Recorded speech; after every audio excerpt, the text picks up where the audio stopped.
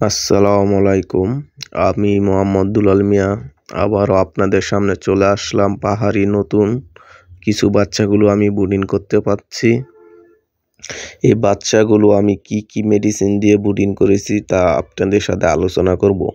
এখন শীতকালে আপনাদের বাচ্চাগুলো কি মেডিসিন দিয়ে ব্রুডিং করলে আপনাদের বাচ্চাগুলো অনেক সুন্দর থাকবে, ভালো থাকবে। তো ভিডিওটা শুরু করার আগে আপনি বলছি, সময়ের কারণে সবাইকে নিয়ম মতন ভিডিও দিতে পারতাছি না। তো সেই জন্য আপনারা সবাই আমার চ্যানেলটা যারা নতুন অবশ্যই চ্যানেলটাকে সাবস্ক্রাইব করবেন আমার যদি ভিডিওটা ভালো লাগে আপনাদের থেকে। তো আমার ভিডিও দেখলে আপনাদের এর উপকার হবে। আমি যে মেডিসিন দিয়ে চালাই সেই মেডিসিনের নাম এমনকি কিভাবে চালাইতে হবে সেই নিয়মগুলো জানতে পারবেন। তো আমি এই পাহাড়ি বাচ্চাগুলোকে ব্রুডিং করেছি আপনার 2টা মেডিসিন দিয়ে। যারা বাচ্চা পালেন কি মুরগি পালেন তারা অবশ্যই আমার নিয়মগুলো ফলো করবেন। তো কি দিয়ে আমি ব্রুডিং করতেছি এটা আপনারা দিয়ে মেডিসিনটা চালিয়ে দেখবেন ওষুধের কাজ কতটুকু 100 ভালো হয়, কিভাবে ব্রুডিংটা করলে সুন্দর হয়।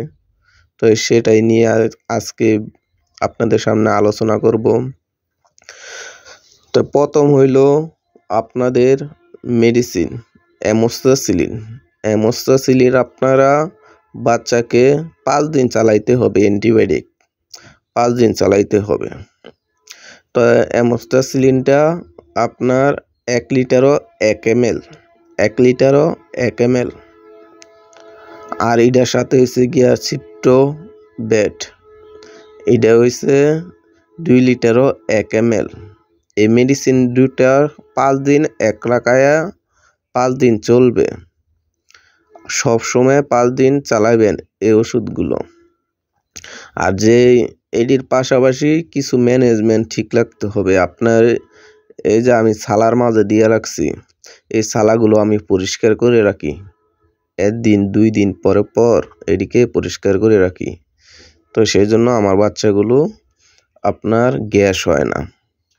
তো এটিকে আমি মাঝে মাঝে আপনার জিঙ্ক চালাই, ভিটামিন B1 B2 চালাই রাত্রের বেলা। তারপরে এটিকে শরীর গরম রাখার জন্য এই শীতের মাঝে AB3 চালাই।